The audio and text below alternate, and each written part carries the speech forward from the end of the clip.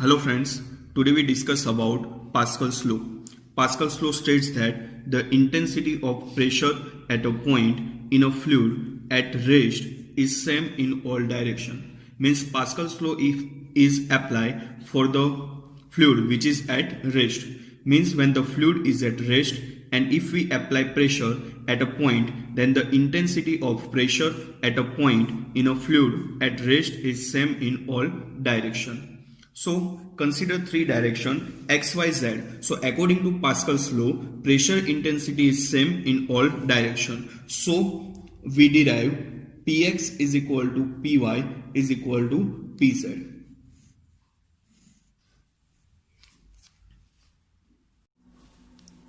Consider one wedge-shaped element in a fluid mass at rest and width of the element is unity.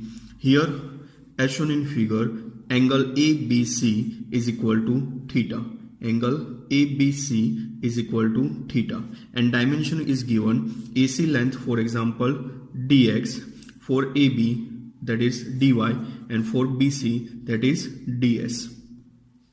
Then apply pressure at each face. For example, pressure acting on the face AB that is Px. This is x direction, so pressure acting on the face AB that is Px. Similarly, pressure acting on the face AC is equal to Py, that is y direction, so pressure acting on the face AC that is Py, and that is z direction, so pressure acting on the face BC that is Pz. Then find forces acting on the element. If we apply pressure, what is the meaning of pressure? Pressure is equal to force per unit area. So if we want to find pressure force, then pressure force is equal to P into area. So next step, we find pressure force on each face.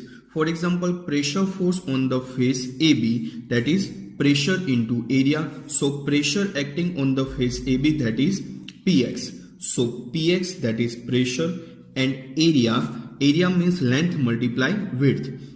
So here AB length is a dy and width of the element we assume unity, so 1. So here area is dy into 1. So Px into dy into 1. Pressure force acting on the face AB that is given by pressure acting on at x direction multiplied dy into 1. Similarly, we find pressure force acting on the face AC.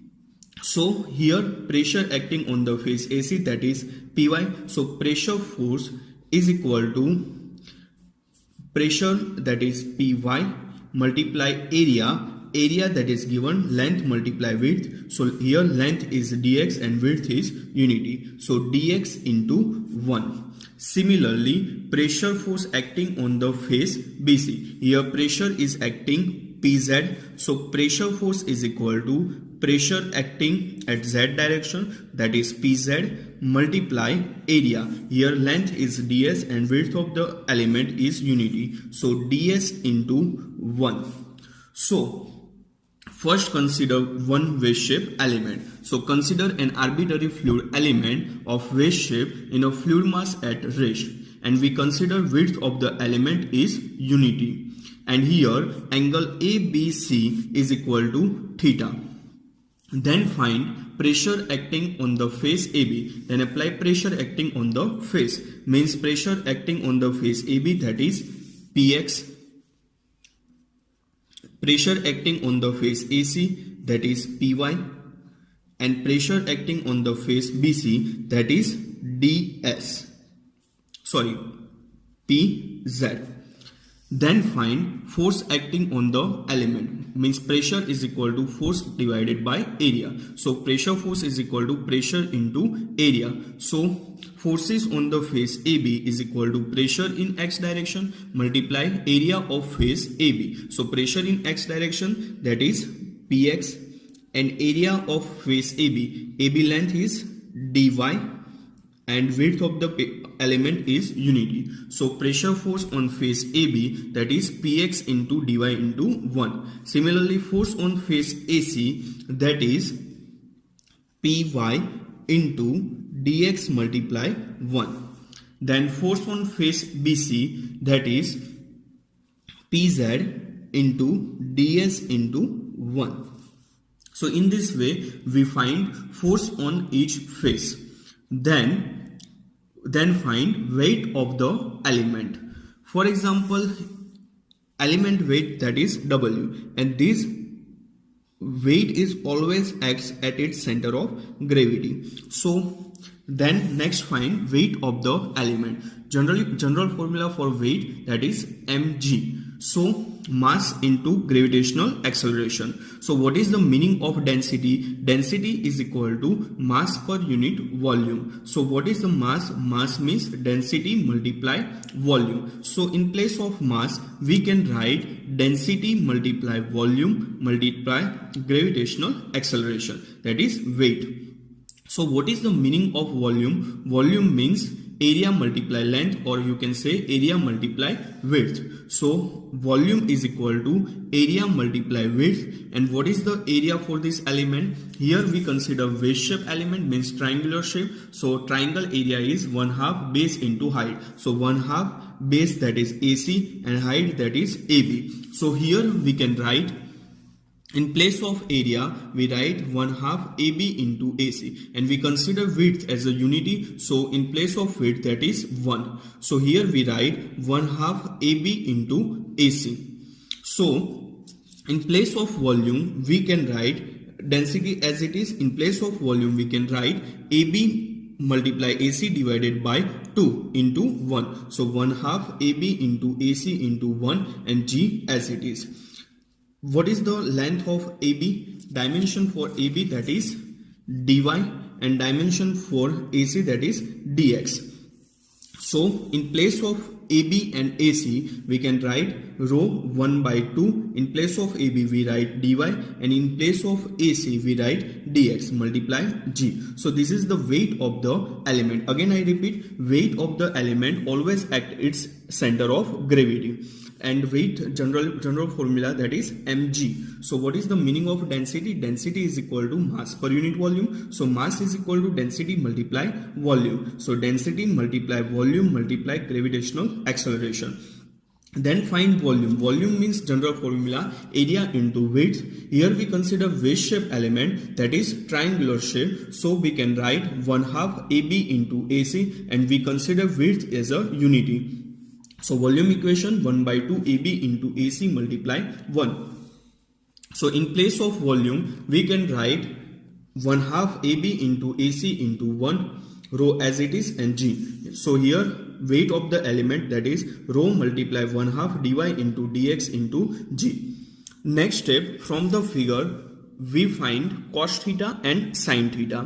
So from the figure, cos theta is equal to AB divided by BC, and sin theta is equal to AC divided by BC. So from the figure we can write cos theta is equal to AB by BC. So AB is equal to BC cos theta. AB dimension length is dy, and BC, that is ds.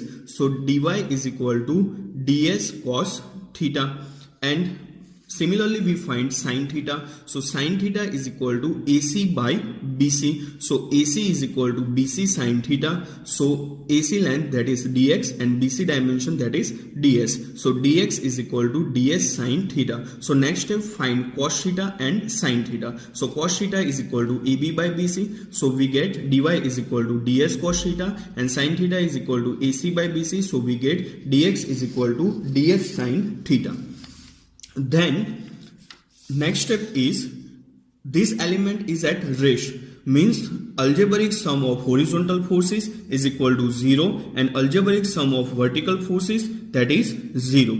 Here Pz acting inclined, so resolve in horizontal component and vertical component. For example, that is this angle is theta. So resolve horizontal component and vertical component. So this is angle opposite side, so that's why sine. So we write Pz sine theta. and this is angle adjacent side, so write cos theta, so pz cos theta. Then this element is at rest, means in equilibrium condition. That's why algebraic sum of horizontal forces is equal to 0. That's meaning summation of left side force is equal to summation of right side force. So here right side pressure force, that is px dy into 1, and left side pressure force, that is pz cos theta multiply area. Area is ds into 1. So this force acting right direction, so we consider plus, and this is opposite direction, so we write minus. So write, resolve the forces in x direction, px into dy into 1 minus pz cos theta ds into 1 is equal to 0. So dy into 1 dy, so px into dy minus, that is z ds cos theta.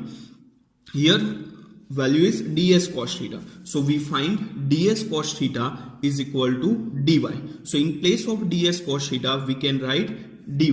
So px dy, in place of ds cos theta we write dy.